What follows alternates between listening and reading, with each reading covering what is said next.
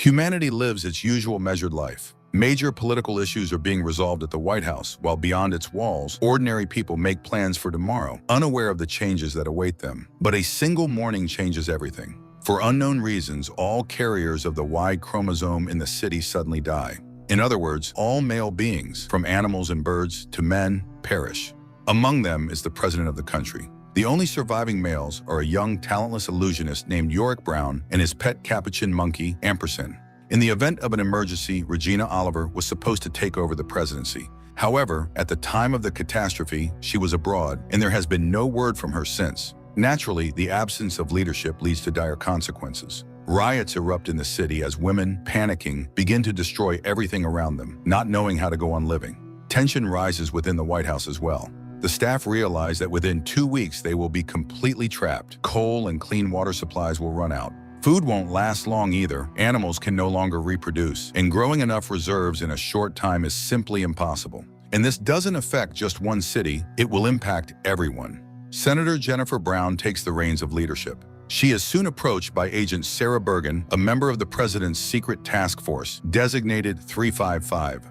Sarah reports that she was sent here due to some real threat, but didn't have time to receive detailed instructions about her new mission. During all this time, Yorick stays in his apartment to avoid becoming a target for desperate women. However, as supplies start to dwindle, he decides to leave a note for his girlfriend and venture out to scout the situation. At the same time, Senator Brown sends Sarah on a mission to find her daughter, Hero, who has not made contact since the disaster. But Hero isn't rushing to hide in a safe place. Instead, she travels to a refugee center to help those in need, including the wife of her deceased lover. After that, Hero returns to the hideout where her friends are gathered. At first glance, it seems there are still some surviving men in the city, but it quickly becomes clear that these men were born in female bodies and have transitioned through hormone therapy. Therefore, the mysterious plague had no effect on them. In New York City, evacuation begins, and heavy military vehicles patrol the streets. Yorick has to hide to avoid being caught by the military. Still, he manages to sneak into a local bar to leave another message for his girlfriend. Yorick continues to hope that she is alive, and that upon seeing his autograph, she might return home. Usually, Yorick manages to stay under the radar, but this time things don't go according to plan. His capuchin escapes, forcing Yorick to chase after him. The restless Ampersand descends into the flooded subway and disappears into the dirty water filled with the corpses of the dead. Fighting his disgust, Yorick decides to follow, unwilling to lose his only friend. At one point, Yorick thinks he sees another living man nearby, but it appears to be just a vision. Shining his flashlight around, he sees nothing but dirty water. After climbing out of the water, Yorick sneaks into a clothing store to change. However, he fails to stay hidden. The shopkeepers spot the naked visitor and freeze in shock. One of the women suggests capturing the guy and handing him over to the authorities for a nice reward, but ultimately, taking pity on him, they let Yorick go, giving him a set of clean clothes. The stress Yorick has endured nearly drives him insane. Looking through the videos on his phone, he recalls the day Ampersand came into his life, and hearing his friend's voice, the little monkey emerges from his hiding spot. The duo returns home, feeling safe there, but when Yorick hears the door opening, he realizes he was wrong. Someone has broken into the apartment and he'll have to defend himself. Arming himself with a guitar, he hides behind the corner, but he doesn't get a chance to strike. Sarah proves faster and stronger. She disarms Yorick and after a few hours delivers him to his mother, Senator Brown. The pilots who brought Yorick to the White House are locked away. Sarah explains that they need to rest after a long flight, but everyone understands the real reason. No one must find out that the new president's son has survived. Otherwise, suspicions of conspiracy could arise and lead to even greater chaos. Yorick himself is not thrilled about the situation either. After getting some rest from everything he has been through, he decides to look around, but his curiosity almost leads to disaster. In an abandoned office, he is discovered by Marla, the widow of the deceased president. Jennifer and Sarah arrive just in time and manage to make it seem like Marla is suffering from a mental breakdown. Meanwhile, Yorick manages to hide, but the threat hanging over the conspirators grows, and Sarah insists that the boy must be taken out of the White House. The late president's daughter tries to find out exactly what her mother saw that night. Jennifer assures the girl that it was nothing but a hallucination, but Kimberly suspects that President Brown is lying to her. Jennifer Brown instructs her aides to find a geneticist who can examine Yorick and figure out what happened on the planet and why he and the capuchin survived. The president plans to bring specialists to the White House, but Sarah remains firm. It's too dangerous, and they must get Yorick out of the city. The agent is ready to take on this risky mission, but it must be done as quickly as possible. Meanwhile, in Israel, a wounded woman regains consciousness. Upon learning that all the men on Earth have died, she declares that she must now claim the presidency of the United States. Nora Brady, a former presidential advisor, is forced to wander with her young daughter, Mackenzie. Having lost her husband and sons and left without any means to survive, Nora struggles to pull herself together, but ultimately decides to fight to save herself and her daughter. News reaches the White House that Regina Oliver, the main candidate for the presidency, is alive. This leads to a split among the staff. One part remains loyal to Jennifer Brown, while the other sides with Regina Oliver and Kimberly, the president's daughter. Given the situation, Jennifer has no choice but to agree with Sarah and allow her son to be moved to a safer location. Sarah enlists the pilots who had previously transported Yorick, motivating them by awarding hero stars and promising eternal glory if they succeed in their mission. The only way to secretly get Yorick out of the building is in a cart with dead bodies. The boy tries to refuse and come up with another plan, but Sarah remains adamant. They cannot afford to take risks, and Yorick will have to endure it. The agent successfully smuggles Yorick out and transfers him to a helicopter. She intends to pilot it herself. A second helicopter, carrying only female pilots, will fly ahead as a diversion. However, as soon as the helicopters reach a certain altitude and disappear from view, the escort helicopter loses control and explodes into a shower of burning debris.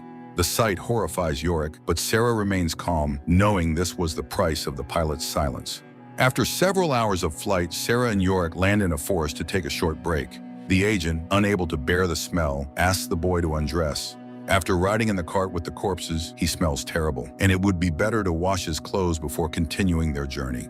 Meanwhile, Yorick's sister, Hero, sets out to find a safe place, accompanied by her friend, a trans man.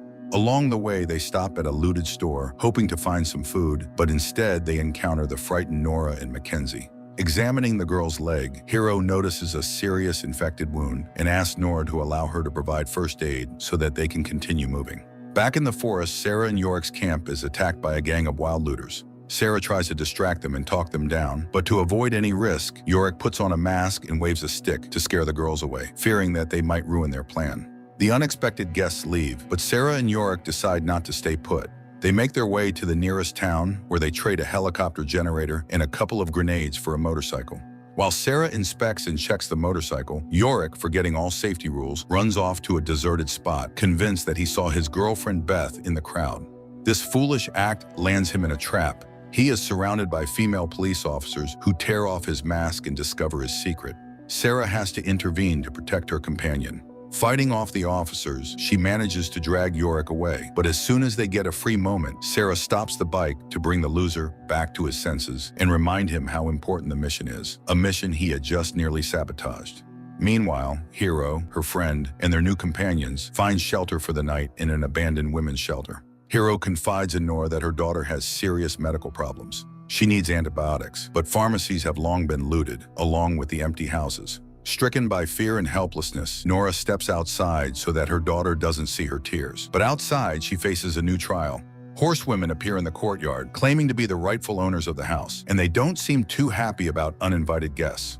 The rest of the visitors are quickly discovered by the horsewomen as well. They are herded into the stables to get rid of extra mouths to feed. However, Nora notices something that might save them. One of the horsewomen turns out to be wounded, and Nora asks Hero to examine the girl and provide help. Hero tries her best, but the gunshot wound is too severe, and there's nothing available but duct tape and a couple of rubber gloves. Hours of makeshift surgery don't bring any improvement.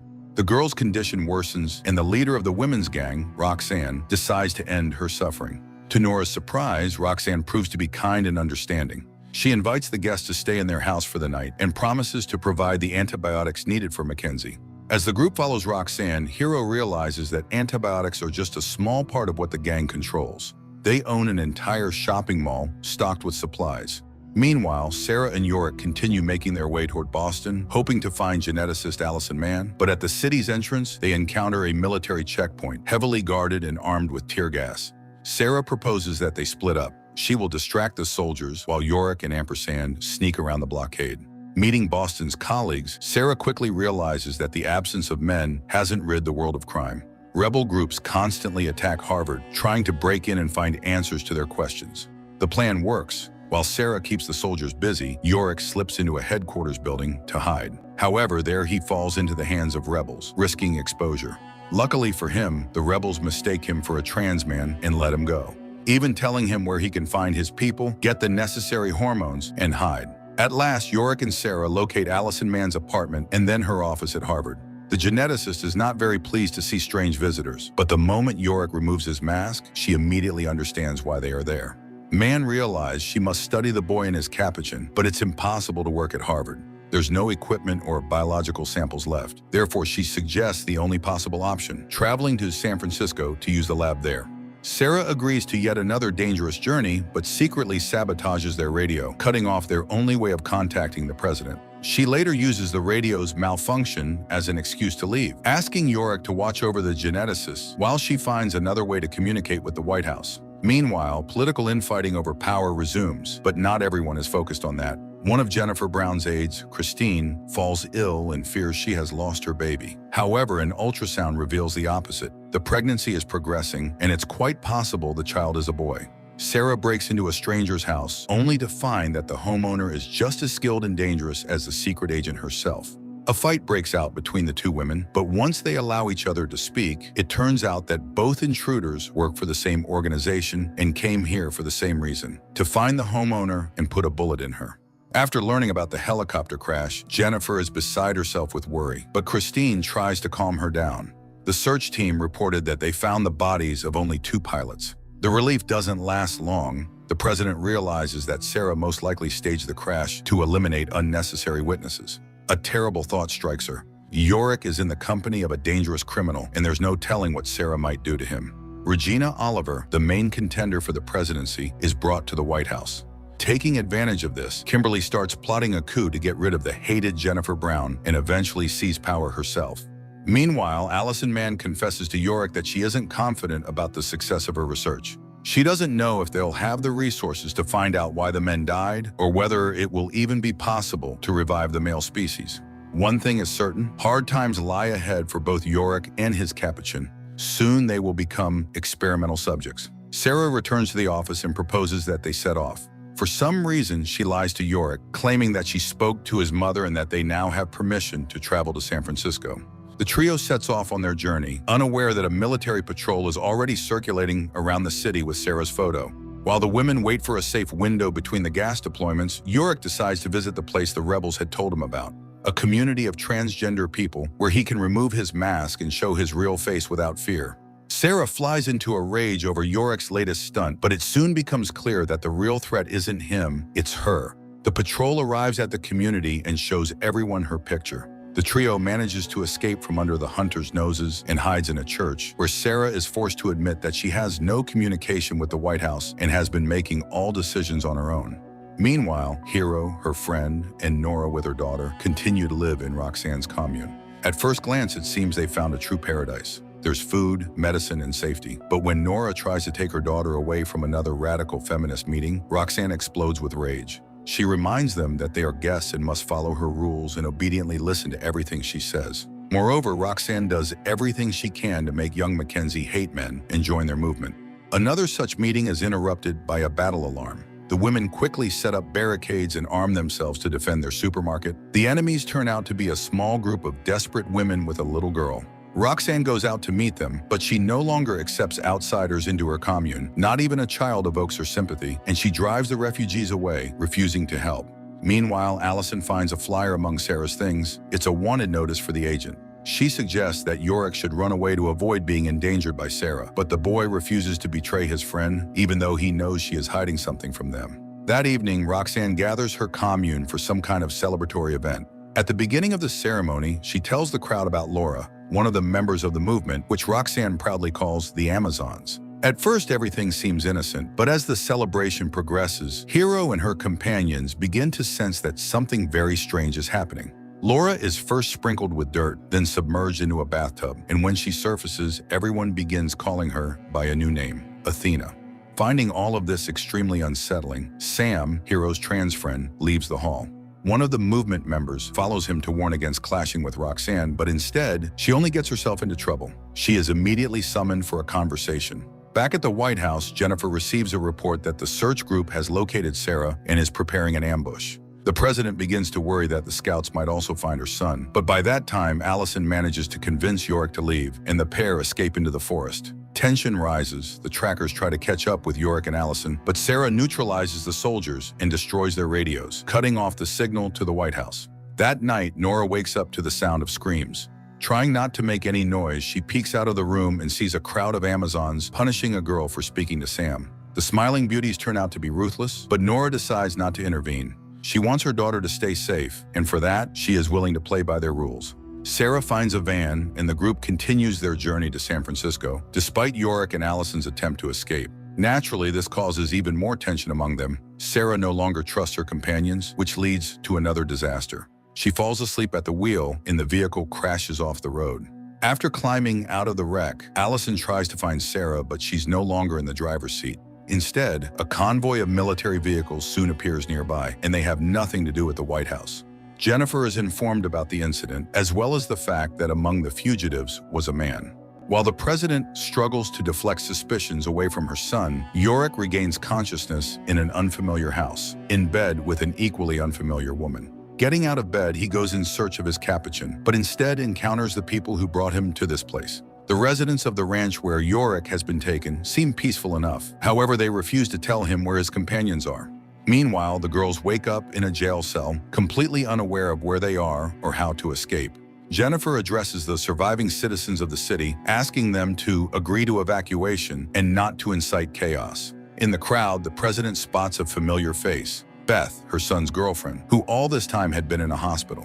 While Jennifer talks to Beth, Kimberly continues to secretly persuade Regina to overthrow the usurper and take her place. Despite the friendly atmosphere, Yorick isn't set free. On the contrary, he is thrown into a cell with the girls so the community can decide what to do with the prisoners. Meanwhile, more grim news arrives. A new strain of flu has been discovered in Greece. Jennifer immediately dives into addressing this new crisis, but is also faced with another. Marla shows up at the command center, demanding to know if the rumors about Yorick are true. The waiting inside the cell becomes unbearable, and tensions flare up again. Yorick and Sarah end up fighting, but the argument quickly ends when the heavy door creaks open and a woman from the settlement appears. She informs the prisoners that a decision has been made. They will be allowed to stay until Sarah recovers. After that, they'll be escorted out of the city so they can continue their journey to San Francisco. The ranch residents provide Sam with a separate bedroom. Before she drifts off to sleep, she warns Yorick to stay alert and trust no one. But Yorick is convinced that Sam is exaggerating the danger. The ranch seems lively, and everyone appears peaceful and kind. Moreover, they have plenty of food, electricity, and water, luxuries that are rare in most regions now. Meanwhile, Marla's grief becomes unbearable. She climbs to the roof and takes a step into the void, hoping to reunite with her husband and sons. She leaves a note for her daughter, apologizing and urging her to be strong. At the same time, Beth returns to the city, but instead of going back to her friends, as she had told Jennifer, she heads straight for a rebel truck, joining a group planning an assault on the White House. Back in Roxanne's commune, Kate, one of the Amazons, tries to leave the group, but Roxanne reminds her of the harsh rules, shooting the fleeing girl in the back. However, Roxanne doesn't confess this to the others. She frames the incident as an attack by nomads. To prevent further desertions, Roxanne orders everyone into intensive firearms training. Moreover, Roxanne plans to kick out the guests. Nora learns of this from one of the members and rushes to the leader, begging her to allow her and Mackenzie to stay. No amount of pleading works on Roxanne. She gives Nora a few more days, after which the woman and her daughter must leave the commune. Roxanne remembers how she first found this place and built the Amazon community. From day one, she had been its sole leader. Nothing had changed since then. Roxanne continues to dictate the rules and convinces the residents that beyond her protection lies only danger and death. Every day, she holds meetings where the women are required to recall the worst deeds of men and reinforce the idea that Roxanne is their only source of safety. Sam is banned from these gatherings and begins preparing to leave, planning to occupy the guest houses by the lake and start his own community. But Hero has already started falling under Roxanne's influence. She's no longer sure she wants to leave. Roxanne witnesses an emotional argument between Hero and Sam. Seizing the opportunity, she manipulates Hero again, convincing her that even a not-real man shouldn't speak to her like that. In the end, the friends part ways, and that night, Roxanne drives Sam out, allowing him to take a little food with him. The next morning, Roxanne doesn't tell Hero that she was the one who let Sam go. Instead, she does everything to comfort the girl, even organizing a farewell celebration in honor of saying goodbye to all things male. The festival ends with a noisy and cheerful party enjoyed by everyone except Nora. Nora never manages to fit in with the group, and to get her revenge, she sets fire to the shopping mall while everyone sleeps. The Amazons manage to survive, but their supplies are destroyed. Nora hides her satisfaction behind a mask of sorrow, blending into the grieving crowd. Pleased with her actions, Nora prepares for a night escape. She heads into the forest to check her supplies, but instead finds a police car by the river, filled with bodies. It becomes obvious that Roxanne is not who she claims to be, and Nora decides to use this information to her advantage. Choosing a moment when they are alone, Nora confronts Roxanne about her discovery. She promises to stay silent. In exchange for privileges, she and her daughter must always have access to the best food, protection, and shelter. But Nora offers more than just silence. She promises to help Roxanne retain control over the group even after the loss of their supplies, ensuring that people won't abandon her. Roxanne accepts Nora's terms. She gathers her followers and delivers a loud, fiery speech, promising that they will overcome all hardships and conquer the world. Meanwhile, Sarah slowly recovers and even resumes her training, although she continues to suffer from hallucinations and visions. Despite this, she keeps a close eye on Yorick, who seems to have once again let his guard down and placed too much trust in the villagers. Sarah's suspicions grow when one of the villagers approaches her, asking suspicious questions about a device found in the wrecked vehicle. The girl refuses to reveal what it is, but she clearly doesn't want Yorick to find out about the beacon. On Roxanne's orders, Hero finds another settlement, a group of women who have created a memorial to honor the memory of men. Hiding behind the guise of protecting women's rights, Roxanne organizes a raid to steal food and supplies from the settlement. The Amazons unleash hell on the inhabitants of the memory town, but Nora quickly realizes something is wrong. Instead of simply taking food and water, the savages are destroying everything in a frenzy. Nora doesn't like what she sees and tries to reason with Roxanne, but the deranged leader insists that this is the right path. Fully recovered from her illness, Regina Oliver prepares to overthrow Jennifer Brown. She instructs her allies to be ready for a coup within 30 minutes. Seeking additional support, Regina turns to Kimberly. But after her mother's death, Kimberly has lost her fire and no longer wants to be involved in the rebellion. At the same time, under the government building, Beth's team plants explosives. Jennifer Brown is summoned to the command center, where she is accused of hiding information about Yorick. To protect her pregnant aide, Jennifer is forced to confess, admitting that her son survived. She also reveals that he was sent to a geneticist in the hope of saving humanity, although no one knows if he has reached his destination. Even those who had supported Jennifer the day before now side with Regina. They demand that the liar step down and hand over power to the true president. But the discussion is interrupted. An explosion rocks the building, and it becomes clear that intruders have broken in. The rebels, led by Beth, storm the building. Making their way through the underground tunnels, they clash with the politicians, and the president's security service is forced to lay down their arms and surrender. Jennifer recognizes Beth despite her balaclava, but the girl manages to signal her to stay silent and not expose her. Regina's desire to be president vanishes the moment danger appears. Thus, Jennifer Brown has to take responsibility and negotiate with the rebels, responding to their demands. The rebels move the hostages out of the control center, hoping to leave the building with them without encountering the feral townspeople. At that moment, Regina begins to assert that she is the rightful president and everyone must obey her. In a fit of rage, she accuses everyone of betrayal, attempts to expose her former allies, including Kimberly, and, as the final blow, announces that Jennifer Brown's son is alive. One of the rebels silences the hysterical woman with a bullet to the forehead, but the damage is already done. Her words have been spoken, and most importantly, the rebels' plans are now thrown into chaos. Meanwhile, Yorick's prolonged stay at the settlement leads to trouble. The women, starved for male attention, begin hunting him, hoping to spend time with the last surviving man. Taking advantage of the moment when Yorick is distracted and Allison is socializing with the locals, Sarah sneaks into the forest to destroy the beacon that had been transmitting her location all this time.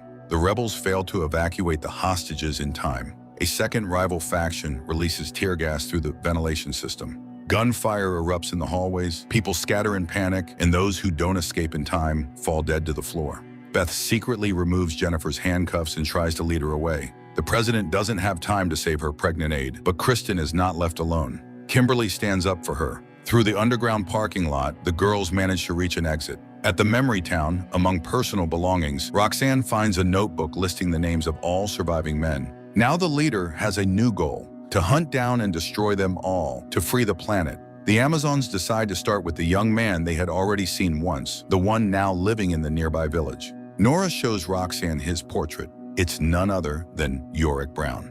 Beth gives Jennifer her uniform. Before they part ways, Jennifer tells the girl that Regina's words were true.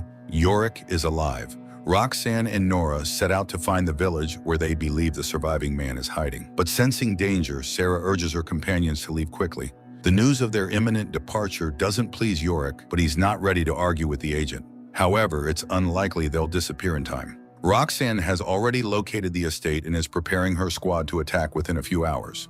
During a meeting, two nomads burst into Roxanne's camp. From them, Hero learns about the president's death. Not knowing that the title of president didn't belong to her mother, Hero assumes it was her who died. In reality, Jennifer is still alive. Having mourned her daughter, she prepares to flee with Beth. The president can no longer stay in the city, where a hunt has already begun for her. That night, Sam sneaks into Jennifer's house. The woman immediately recognizes her daughter's friend, and together they attempt to escape, but the house is surrounded.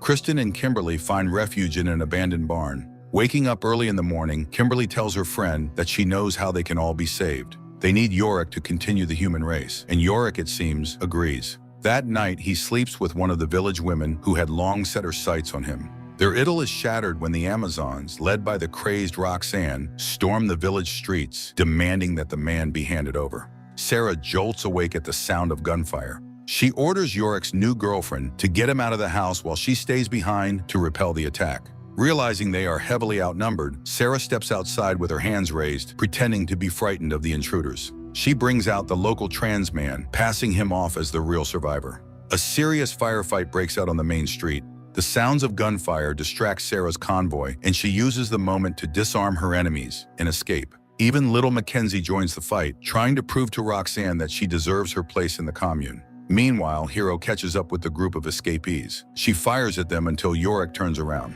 Recognizing her brother, Hero freezes, but Yorick's girlfriend, unaware of the family connection, shoots Hero. Wounded, Hero manages to tell her brother about their mother's death and warns him that the Amazons intend to destroy him. She urges Yorick to flee and, to buy him time, eliminates one of her own sisters in arms.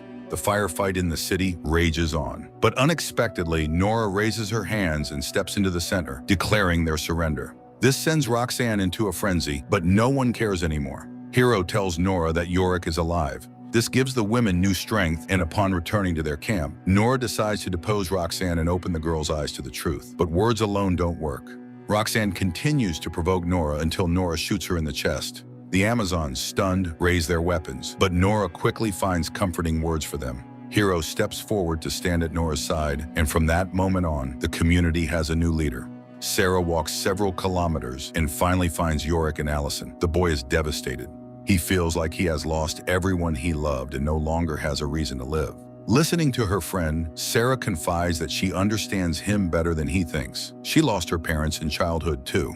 Sarah then tells Yorick that if he wants, he can walk away. She had been following Jennifer's orders, and now that Jennifer is presumed dead, their agreement is technically void. But Yorick refuses. He asks Sarah to become his trainer so he can stop being a burden and learn to protect himself. Meanwhile, Jennifer, Beth, and Sam find themselves locked in an empty room under surveillance cameras. They don't know it yet, but they have been captured by Sarah's former superior from the Secret Service. Following the signal from the beacon, Sarah leads her friends to a fueled vehicle. Besides gasoline, the car contains everything needed for scientific research and a map with a marked route. Where does it lead? For now, that will remain a mystery.